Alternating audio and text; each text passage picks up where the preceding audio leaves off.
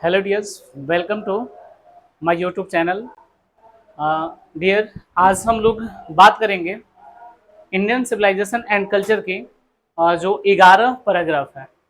10 तक आप देख लीजिएगा, इससे पहले 2 वीडियो डाला गया है और 10 तक में समझ एक वीडियो लंबा थोड़ा सा बीच दूसरा वीडियो जो था उसमें लाइट कटने की वजह से प्रॉब्लम आ गई थी, इसलिए हम लोग शुरू करते हैं 11 से। इससे पहले दोनों वीडियो आप देख लें, उसके बाद में फिर इस पे आए तीसरा नंबर पे। देखो 11 में क्या कर रहा है। 11 में कर रहा है,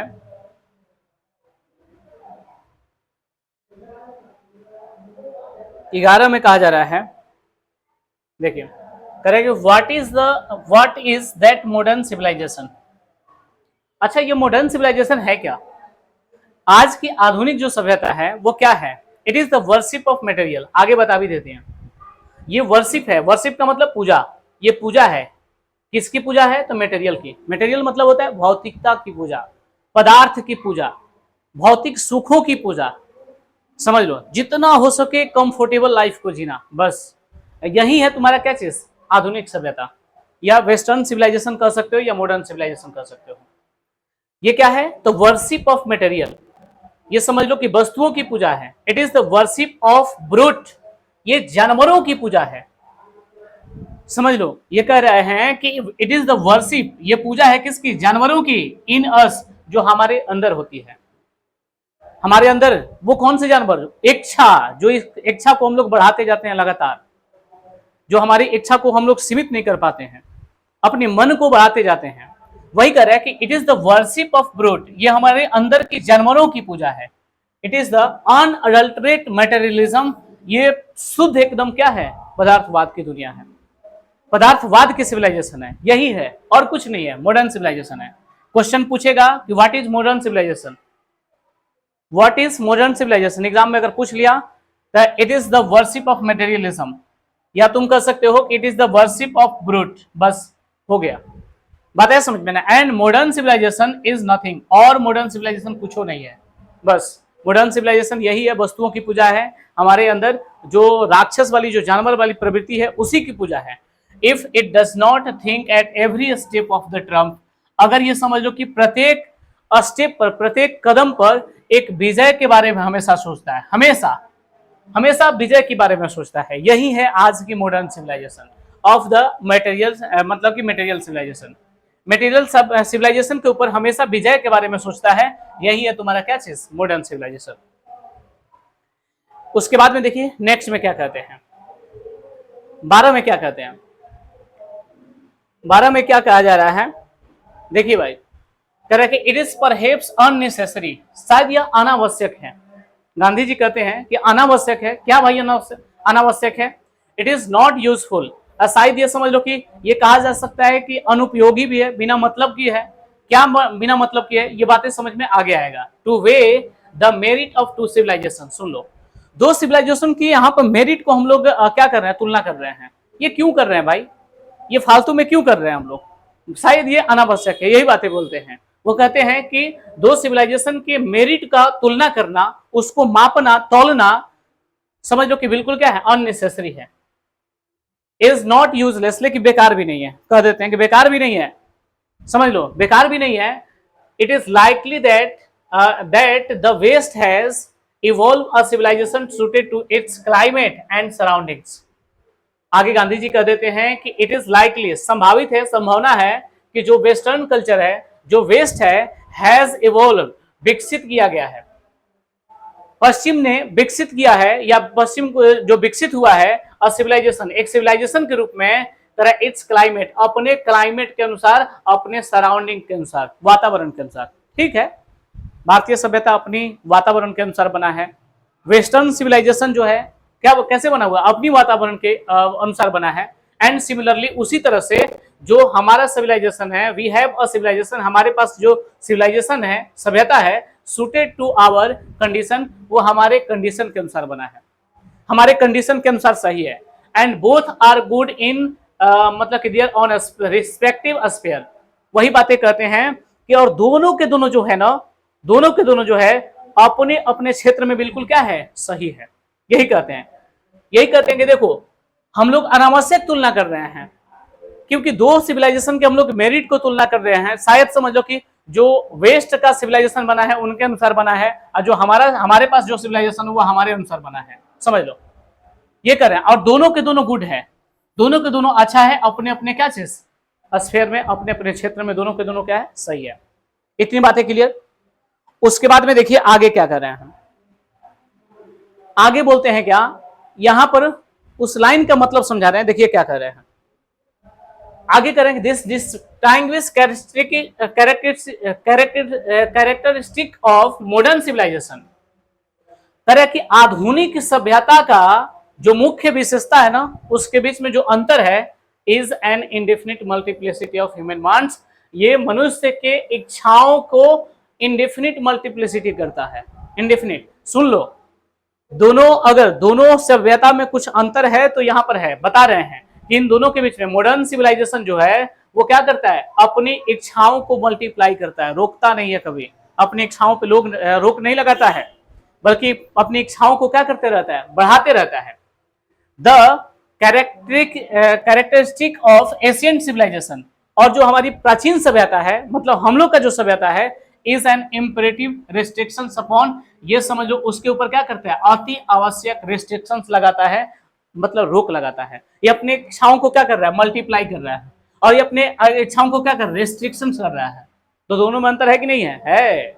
भारतीय सभ्यता में इच्छाओं पर रोक लगाने की बात किया जाता है, लेकिन वो अपनी इच्छाओं को क्या करता है, बढ़ाता है। And a strict regulating of this wants, और पूरी तरह से एकदम सख्त, एकदम रेगुलेटिंग, उसके ऊपर रोक लगाता है अपनी वांट्स के ऊपर, अपनी चाहतों के ऊपर।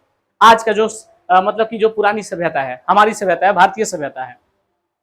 उसके बाद में कहते हैं कि द मॉडर्न और western insatiableness arises really from wants of living faith in a future state and therefore also in divinity. समझ लो, जो मॉडर्न, जो आज के समझ लो पश्चिमी जो सभ्यता है ना, इनसेटिएबलनेस, इसके बीच में जो असंतुष्टि पनपता है, अराइज होता है, वो सच में समझ लो कि कहां, अपने अंदर अनंत, मतलब कि फ्यूचर स्टेट तक, फ्यूचर की अवस्था तक अपने अंदर इच्छा पालने से होता है। और इसमें मतलब कि जो होता है ना, आपका डिविनिटी होता है, जो दैवीय शक्ति होता है, उसमें क्या होती है, कमी हो जाती है। हम अपनी इच्छाओं को हमेशा बढ़ाते रहते हैं, हम अपनी इच्छाओं को हमेशा बढ़ाते रहते हैं, और इसमें हमें दैवीय शक्ति जो होता है वो हमें प्राप्त नहीं हो पाता है। लेकिन यही बातें करें कि द रिस्ट्रेंट ऑफ एशियंट और ईस्टर्न सिविलाइजेशन। लेकिन जब हम लोग एशियंट सिविलाइजेशन या ईस्टर्न की, पूर्वी की अगर बात किया जाए, और पूर्वी मतलब एशियंट वही बात है, उसके ऊपर मतलब कि लगाम की अगर बात करते हैं, अराइजेस फ्रॉम अ बिलीफ, जो भारतीय सभ्यता है, जो ईस्टर्न सिविलाइजेशन है, वो एक बिलीफ से पनपता है, एक विश्वास से पनपता है, often in spite of our self in a future state and the existence of divine power, जो हमें डिवाइन पावर, एक दैवीय शक्ति का मतलब क्या चीज, एक सोर्स बनाता है। बात है समझ में? तो ये दोनों में क्या था, अंतर था। उसके बाद में आगे कहते हैं 14 में, देख लीजिए कि 14 में क्या कहते हैं, ये कह रहा है कि some of immediate and brilliant result of modern invention. Modern invention का मतलब क्या होता है, आधुनिक खोज। क्या होता है, आधुनिक, उसके बाद में खोज। आधुनिक खोज में जो ब्रिलियंट रिजल्ट दिखाई है, किसने, पश्चिम की सभ्यता ने, कह रहा कि some of immediate and brilliant, मतलब कि क्या चाहिए, brilliant result of modern civilization. Modern civilization में जो आधुनिक तकनीकी का जो खोज हुआ है, बहुत सारे आधुनिक तकनीकी का जो खोज हुआ है, are too meditating to resist, इतना चकाचौंध करने वाला है कि अपने आप को हम रेसिस्ट कर ही नहीं सकते, रोक ही नहीं सकते। आधुनिक सभ्यता में इतनी खोज हुई है भाई, हेलीकॉप्टर, पंखा, एसी, टीवी, एरोप्लेन, ट्रेन, इतनी तरह से मतलब खोज किया गया है कि उससे हम अपने आप को दूर कर ही नहीं सकते। But we have no manner of doubt that, लेकिन हमें यह बात कहने में बिल्कुल डाउट नहीं है कि the victory of man lies in that resistance, कि आदमी का जीत तभी होगा जब अपने इच्छाओं पर क्या करेगा, रोक लगाएगा। अपनी इच्छाओं पर रोक लगाना, उसी में हमारा जीत है। अपनी इच्छाओं को बढ़ाने में जीत नहीं है। हम अपने लाइफ को कंफर्टेबल बनाते जाएंगे तो एक ना एक दिन समझ लो मशीन के गुलाम हम लोग हो जाएंगे। हमारी लाइफ इतना कंफर्टेबल हो जाएगी कि समझ लो कि मशीन के धीरे धीरे हम लोग गुलाम हो जाएंगे, हम पूरी तरह से रोगग्रस्त हो जाएंगे। यही कहते हैं गांधी जी बोलते हैं कि आदमी का जीत उसी में है जब अपने अंदर रेसिस्टेंस की भाव रखता हो, रोकने की क्षमता रखता हो। We are danger of bartering away the permanent good for a momentary pleasure. हम लोग क्षणिक सुख के चक्कर में जो हमारा परमानेंट गुड है ना, उसको हम लोग क्या करते जा रहे हैं, खोते जा रहे हैं। क्षणिक सुख में बस थोड़ी सी एकदम सुख है, हल्का फुल्का, बस ठंडा लग रहा है, गर्मी हो रहा है, तो उसके बाद में एसी चला दिया, अपने शरीर को सुख कर दिया, फिर उसके बाद में बाहर निकले तो वही हाल है। थोड़ा सा सुख के लिए हम अपने पूरे प्रकृति को क्या करते जाते हैं, नाश करते जाते हैं। यही है मॉडर्न सिविलाइजेशन। लेकिन जब हमने अपनी इच्छाओं पर रोक लगाएंगे, थोड़ा सा गर्मी को बर्दाश्त करेंगे, तो जरूर समझ लो कि हम लोग क्या होंगे, उसमें प्रकृति भी अच्छा रहेगा और हम लोग भी क्या रहेंगे, दिक्कत नहीं होगा। टेम्परेचर समझ लो कि सारा के सारा मॉडर्न इन्वेंशन के चलते हुआ, आज के खोज जितना हुआ उसी के चलते सारा के सारा इतना ग्लोबल वार्मिंग बढ़ा है। आगे देखिए कह रहे हैं, just as in the west they have made wonderful discoveries. जैसा कि आपने देखा कि पश्चिम ने बहुत सारे मतलब वंडरफुल डिस्कवरीज किए हैं, बहुत सारे आश्चर्यचकित करने वाली खोजें किए हैं in the things of material, material के क्षेत्र में। सिमिलरली उसी तरह से हिंदुत्व ने has made a still more marvellous discoveries, उसी तरह से बहुत सारी मार्वेलस डिस्कवरीज किए हैं, अद्भुत खोजें किए हैं। हिंदुज्म ने भी, हिंदुत्व ने बहुत सारी खोजें की हैं in the things of religion, धर्म के क्षेत्र में, स्पिरिट समझ लो, आत्मा के क्षेत्र में, आत्मा और उसके बाद में क्या चीज, मतलब कि जो धर्म होता है उसी के क्षेत्र में, आत्मा परमात्मा के क्षेत्र में बहुत सारी मतलब क्या किए हैं, खोज किए हैं, जो हिंदू धर्म ने किया है।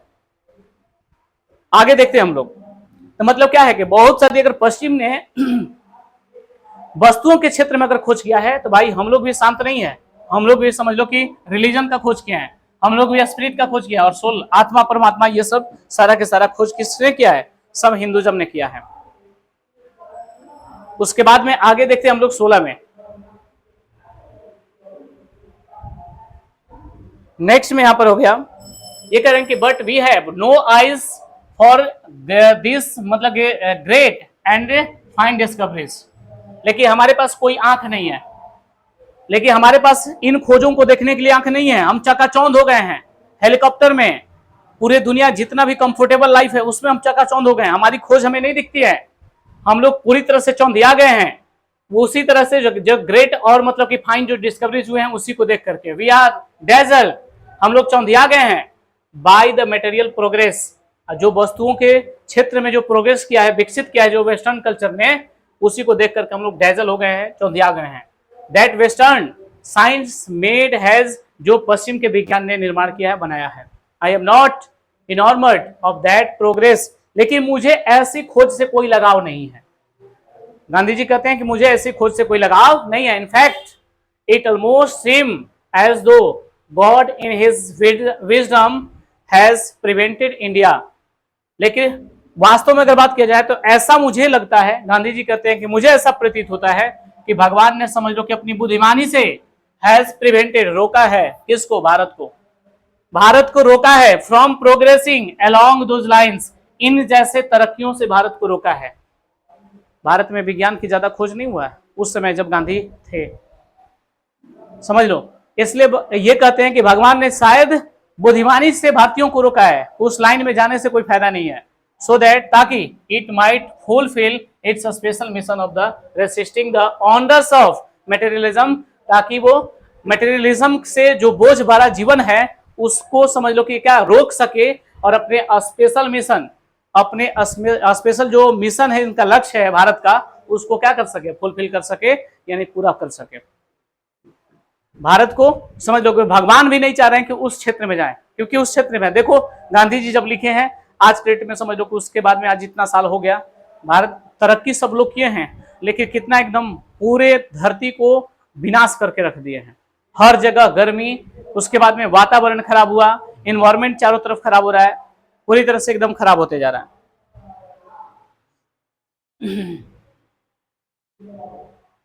आफ्टर ऑल ये कहते हैं after all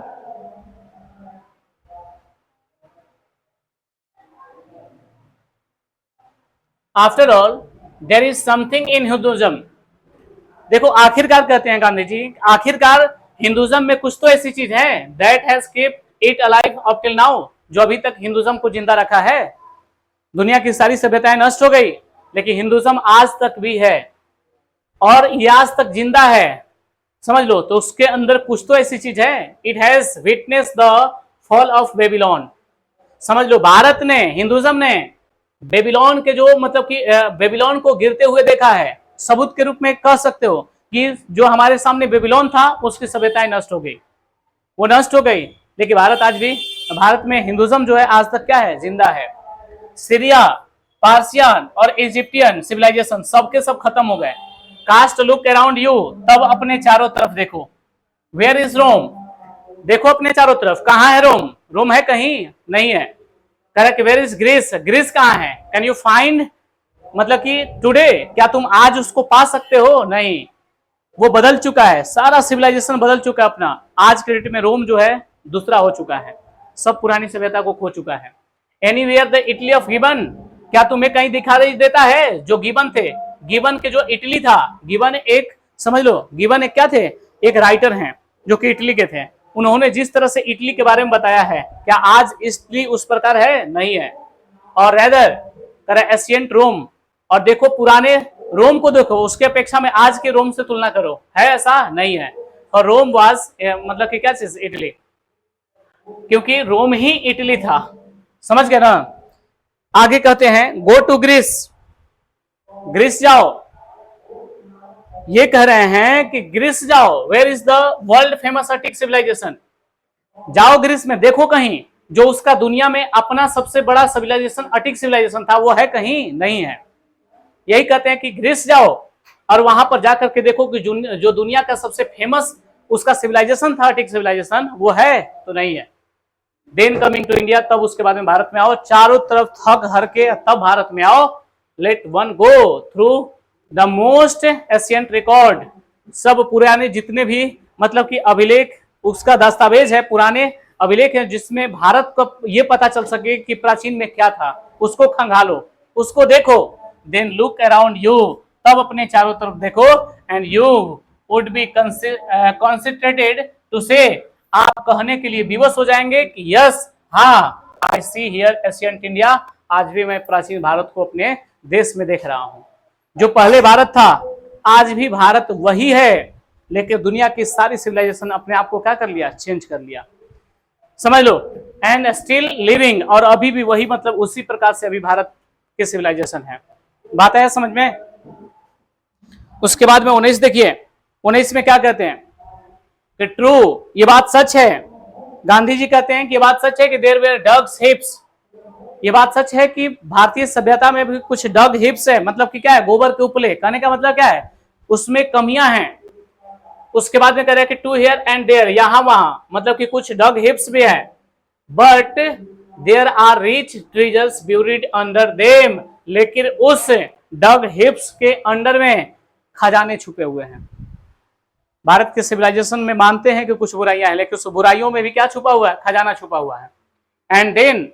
and the reason why it was survived it that the end which Hinduism set before it was not development along material but spiritual lines, बल्कि समझ लो कि ये जो विकसित करता है भारत ने, मतलब कि ऐसा इसलिए आज तक है क्योंकि उसने आज तक क्या चुना है, स्पिरिचुअल लाइन को चुना है, अध्यात्म का रास्ता चुना है, उसने विज्ञान का रास्ता नहीं चुना है, समझ लो। आध्यात्मिक विकास इसमें ज्यादा था, अध्यात्म में ज्यादा विकास किया था भारत ने, इसलिए आज तक मतलब वो क्या है, जिंदा है। आवर सिविलाइजेशन, हमारा जो सभ्यता है, आवर कल्चर, हमारा जो संस्कृति है, आवर स्वराज्य, हमारा जो स्वराज्य है, depend upon not multiply of wants, हमारी वांट को मल्टीप्लाई करने में नहीं है। हमारा सिविलाइजेशन, भारतीय सिविलाइजेशन क्या है, ये नहीं कि हमारे कल्चर, हमारा स्वराज्य यही है जो हमें मल्टीप्लाई का मतलब क्या है, अपनी इच्छाओं को बढ़ाने में नहीं है, बल्कि क्या है, सेल्फ इंडल्जेंस। और ये करें कि वांट सेल्फ इंडल्जेंस, मतलब अपने आप को डुबाने में नहीं है, बट वो क्या है, upon restrictions want self Daniel, बल्कि अपने वांट्स के ऊपर पूरी तरह से क्या लगाना, रोक लगाने में है। सिविलाइजेशन का रियल मीनिंग यही है कि अपने इच्छाओं को बढ़ाओ नहीं, बल्कि उसके क्या करो, प्रतिबंध लगा के रखो, ठीक है, जो कि भारतीयों ने अच्छे से किया है। उसके बाद में नेक्स्ट में देख लीजिए भाई, European civilization is no doubt suited for the Europeans. European civilization वो सही है किसके लिए? यूरोपियन के लिए।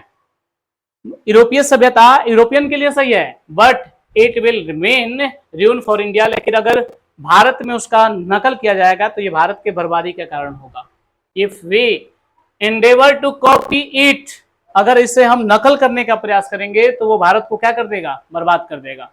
दिस इज नॉट टू से, ये कहने वाली बात नहीं है that we may not adopt and assimilate whatever may be good and capable of assimilation by us. ये कहने वाली बात नहीं है, ऐसी बातें नहीं है कि तुम्हारे अंदर जो भी चीज है अच्छी है उसे हम एडॉप्ट नहीं कर सके, उसे हासिल नहीं कर सकते, उसे आत्मसात नहीं कर सकते, उसे हम नहीं सीख सकते, ऐसी बातें नहीं है। तुम्हारे अंदर जो भी चीजें अच्छी होगी उसे हम एसिमिलेशन करेंगे, आत्मसात करेंगे, हम उसे पूरी तरह से एक्सेप्ट करेंगे। जो यूरोपियन सिविलाइजेशन में अच्छा चीज होगा उसे हम मानेंगे।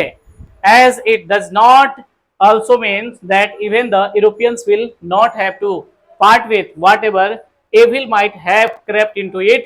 लेकिन इसका मतलब यह भी नहीं है कि यूरोपियन को भी समझ लो अपने बात पे अड़ा नहीं रहना चाहिए, बल्कि उसके अंदर जो क्रेप्ट आ गई है, जो बुराइयां आ गई हैं उसके अंदर आ गई हैं, उस बुराइयों को क्या करें? वो भी दूर करें। समझ लो, तुम्हारे अंदर जो भी अच्छा होगा हम उसको एक्सेप्ट करेंगे, आत्मसात करेंगे। लेकिन जो मतलब कि वो क्या है, अगर तुम्हारे अंदर बुराई है तो तुम भी उसको क्या करो? दूर करने का प्रयास करो, कोशिश करो। उसके बाद में आगे देखिए 22 में क्या कर रहे हैं।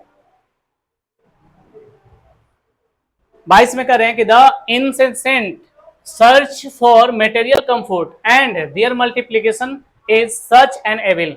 देखो, लगातार जो खोज हो रही है लगातार, इसका मतलब क्या होता है? लगातार लगातार जो खोज हो रही है फॉर कंफर्ट, मटेरियल कंफर्ट, मतलब कि मटेरियल कंफर्ट का मतलब क्या होता है?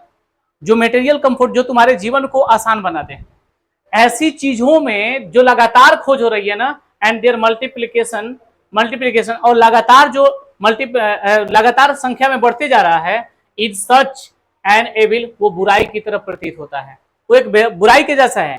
And I make bold to say, और मैं एक बात समझ लो कि साहस पूर्वक कहता हूं कि that the European themselves will have to remodel their outlook.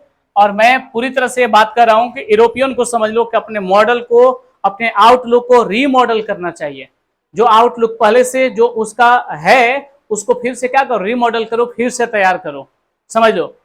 उसके बाद में कहते हैं if they are not to perish under the weight of the comforts to which they are becoming slaves. समझ लो, वही बातें जिसके अंदर वो पूरी तरह से कंफर्टेबल लाइफ को जीते जा रहे हैं और वो उसके गुलाम होते जा रहे हैं। कंफर्टेबल वाला लाइफ, कंफर्ट का जो गुलाम बनते जा रहे हैं, आरामदायक का जो गुलाम बनते जा रहे हैं, उसको खत्म कीजिए, उसको सुधारिए। ये बातें कह रहे हैं Gandhi ji. It may be that my reading is wrong, हो सकता है कि मेरी जो बातें मैं जो बोल रहा हूं वो रॉन्ग है, वो खराब है, बट आई नो, लेकिन मुझे पता है कि दैट फॉर इंडिया, भारत के लिए, to run after the gold fleece is to court क्या चीज? Certain death. समझ लो, यही बातें हैं। लेकिन भारत के लिए ये बात ऐसा ही होगा जैसे गोल्डन फ्लेज। समझ लो, गोल्डन फ्लेज का मतलब क्या होता है? जैसे झूठे चीजों के पीछे भागना। गोल्डन फ्लेज मतलब सोने का भेड़, सोना का भेड़ होता ही नहीं है, और उसके पीछे हम भाग रहे हैं, खोज रहे हैं, उसको मिलेगा कहां से? बात समझ गए ना? जो इच्छाओं को पूरा करने के लिए हम लोग इधर उधर भागते चलते हैं, वो इच्छा पूरा होगा ही नहीं, इसलिए हम लोग उस इच्छा के पीछे हम लोग क्या नहीं करें? भागे नहीं। बात खत्म।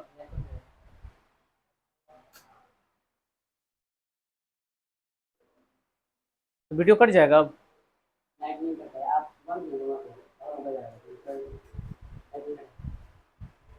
ठीक है। उसके बाद में कहते हैं कि let us engrave on our hearts and the motto of western philosopher. चलिए हम एक वेस्टर्न फिलोसफर, एक पश्चिम के दार्शनिक हैं, उनके ऊपर क्या करते हैं? विचार करते हैं। Plane living and high thinking. वो क्या कहते हैं कि सादा जीवन और उच्च विचार। ये किनका सोच है? तो वेस्टर्न फिलोसफर का एक मोटो है, उनका सोचना है कि आदमी को सादा जीवन जीना चाहिए, प्लस में अपने विचार क्या रखना चाहिए? ऊंचा रखना चाहिए। तो plane living and high thinking, ये किसका मोटो है? तो वेस्टर्न फिलोसफर का है, वेस्टर्न फिलोसफर का। Today it is certain that the millions can not have high living. ये बात सही है आज के डेट में लाखों ऐसे लोग होंगे जिनकी कभी भी हाई लिविंग जो होती है हाई नहीं हो सकती, कभी भी नहीं हो सकती है।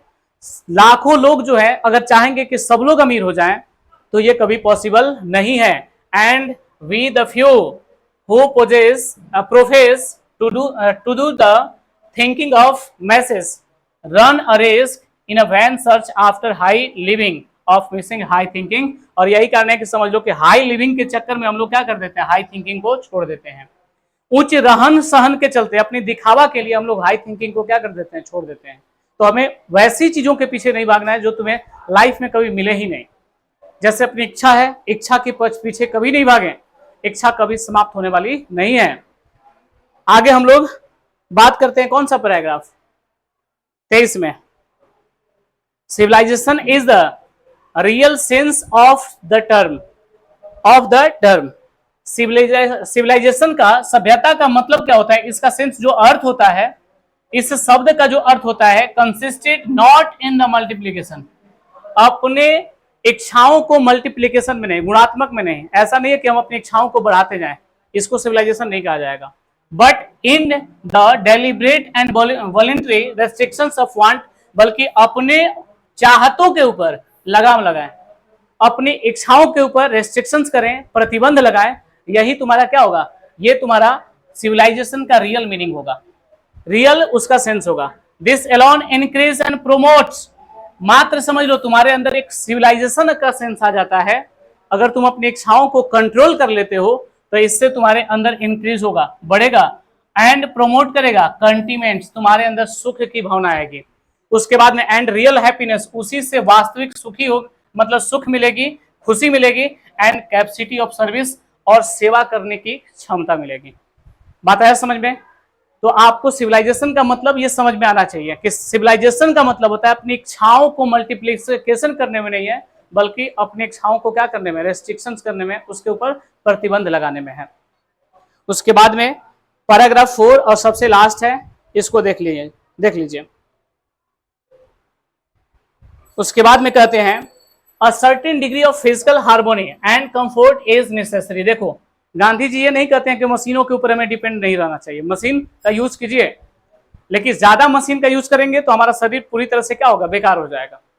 तो हमें मशीन का उतना ही हेल्प लेना है जब तक कि वो हमारा हेल्प के रूप में हो, सहायता के रूप में हो। तो यही कह रहा है कि और degree of physical harmony and comfort is necessary. शरीर को समझ लो कि एक जरूरत, एक हिसाब से, मतलब कि जो मतलब क्या होता है, जो कंफर्ट होता है, कहने का मतलब क्या है कि शरीर का जो आराम होता है वो निश्चित लेवल तक होना चाहिए, ज्यादा लेवल तक नहीं होना चाहिए। शरीर का जो आराम होना चाहिए वो निश्चित लेवल पर होना चाहिए, but above a certain level it becomes a hindrance instead of help. अगर उसी का जब ज्यादा हेल्प, मदद लेने, मतलब कि अगर मदद लेने लगते हैं तो वो समझ लो एक हिंड्रेंस बन जाता है, एक बाधा बन जाता है। मशीन का ज्यादा अगर मदद लेंगे तो एक समझ लो मदद के जगह पर, इंस्टेड ऑफ का मतलब होता है के जगह, यानी हेल्प के जगह वो क्या बन जाएगा, हिंड्रेंस बन जाएगा, एक बाधा बन जाती है।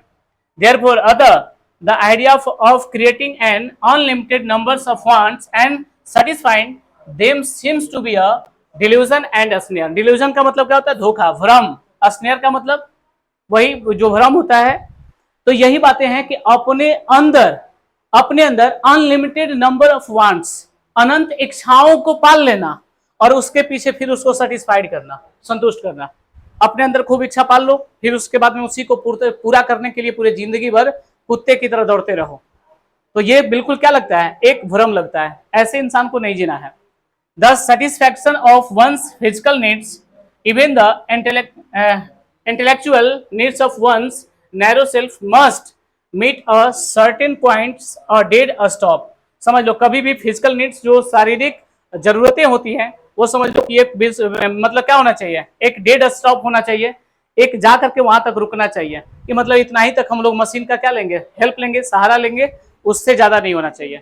Before it generate into the physical and intellectual voluptuousness, a man must arrange his physical and cultural circumstances so that they do not hinder him in his service of humanity on which all his energy should be concentrated।